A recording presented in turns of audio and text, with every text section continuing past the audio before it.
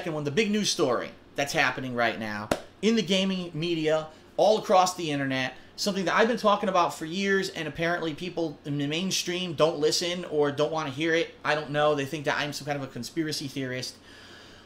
The unprofessionalism of the gaming media out there right now and what is now being called Gamergate, okay? I'm going to give you the very, very short version of the story because I'm not going to go into the sultry details of the sexual aspect of everything that happened. Here's the deal in a nutshell. There was a female game developer. This female game developer was making an indie game. She engaged, apparently, allegedly, I don't know because I wasn't part of this, thank God, in sexual activity and or relationships with up to 5 different males who were all involved in different facets of gaming media on the internet, including, supposedly, I think the biggest one was Kotaku. And I think there's rumors about other ones as well.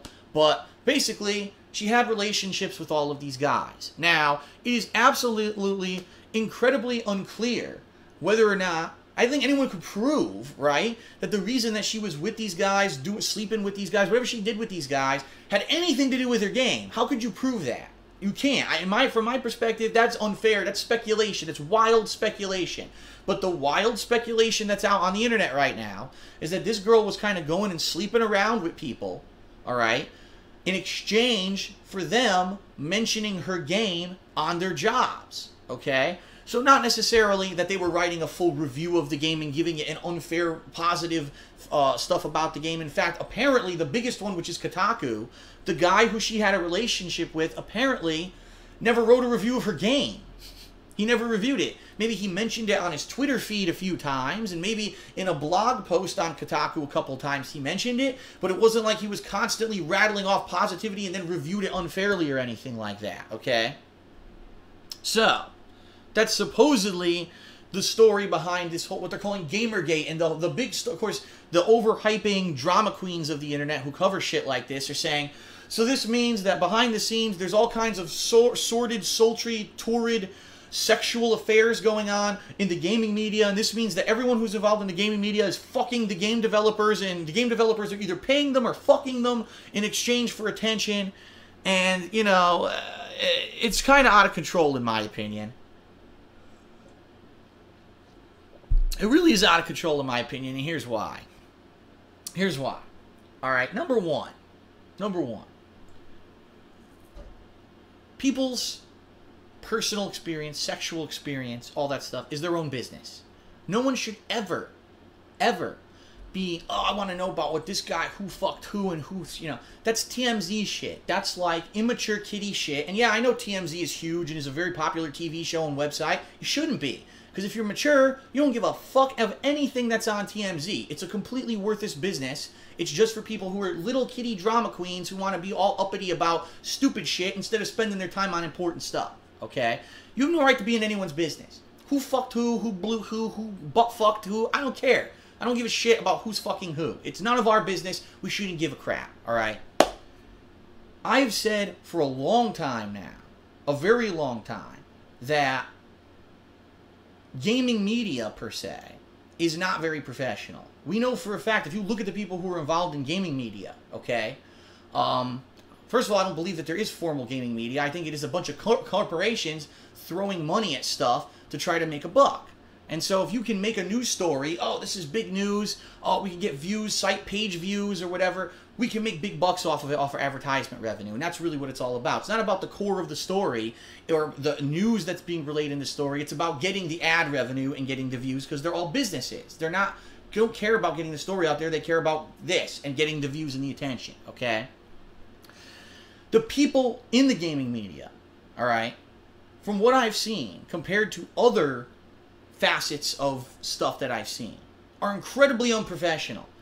You review a game, and you read the game review, and the game review is 90% personal opinion because you don't like the game, and 10% fact, and then you destroy the game in the review instead of objectively weighing it against the other games. That's completely and utterly irresponsible game review. But I'm not going to go into detail about game reviews because I've done it before. A lot of people disagree with me. They say review's an opinion. I say bullshit. A review is part opinion, part fact, and it needs to be weighed properly. But I digress. From what I've seen the people in the gaming media are incredibly unprofessional, to the point where even if you try to bring up a valid point, they now say, oh, that guy's just a troll, and then they just ignore you, right? They don't want to hear it because they think they're in this inclusive group of people in the in crowd who are talking heads who can talk about video games. I am a fully backed believer here. I'm backing people like me who play a game, okay, independently. You're not looking to get anything out of it or anything. And then you give your honest opinions on the game. I think that someone who is not involved in that gaming media, who's not necessarily making a solid paycheck every month doing it, those are the people that you can believe. Because why do they have any incentive to lie? You know what I mean? So I love the YouTube revolution that everyone can talk about stuff and give their movie reviews and opinions about games and stuff independently, and that people are getting viewership and getting their opinions out there. I would trust that person 1,000,000% more than the talking head on some gaming website. I would. That's me. That's my mentality. Okay? But that's just me. Maybe I'm different. Okay? I know, personally, that if I'm going to a website like IGN, like Kotaku, like whoever was involved in this, because I know there was a ton of them that were listed, and I don't even know. I don't care about the details of it. You need to take that with a grain of salt, and you have to understand that if someone's mentioning something, it's probably because there's a reason behind it. If someone keeps mentioning a game over and over, it's either probably because they really like the game personally or because they know the person who's developing the game. There's a reason. And it's okay for you to watch a person because you like them or you find them entertaining, or to read their content because you seem to have a like mind. That's probably the best way to find out if something is good or not, dependent on someone who's like you, who's talking about that game. But for people to say, oh, well, the gaming media was supposed to be Bible truth about everything, and now it's been blown open that some people have been, irresponsibly giving promotion to stuff because they're sleeping with a woman who's developing the game, I say, wake the fuck up, dumbass. Because this has been going on forever. IGN giving insanely high reviews to Halo games that are 4 hours long. Call of Duty getting 9s in every major fucking media outlet almost every year when it's the same game every year. I mean, it's pretty apparent that it's not legit. Yet people like, oh my god, all of a sudden my eyes have been opened. Like, it took a sex scandal for your eyes to be opened. Not the fact that you just buy into the hype of whatever's promoted every year and you buy it like a sheep, and then you realize the game's not so good when you get home. That wasn't enough for you. You needed to have a girl sleep with 5 dudes in the gaming industry or the gaming media to think that it's not, you know what I mean? It's just, what the hell? Seriously, it's just, it's so dumb. It's so, look at this. Thank you. All right, so I was just going to say, some idiot in the stream chat. It's just so dumb.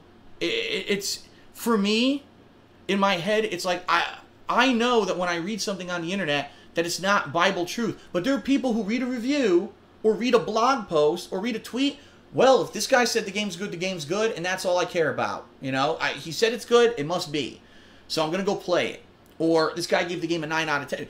Metacritic says it's a 95 out of 100, despite the fact that it's all the big major outlets that gave it 100, and then everyone else said it was a 60. Well, it must be a great game because Metacritic says it's a 95. Stop being sheep.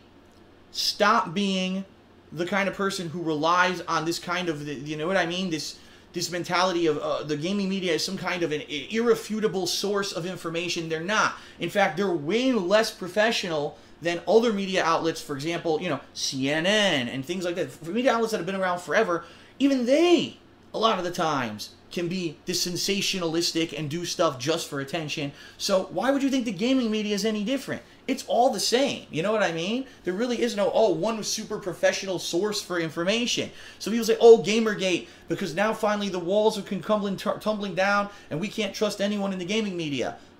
I never did. Like I said, I trust the independents over these pundits, these bigwig websites who supposedly get the authoritative statement about games and gaming and if a game's good, versus the individual who actually has no stake or nothing to gain by saying a game is better or worse. So, supposedly that's the situation. I don't know. Again, I don't care, but that's the controversy going on, okay?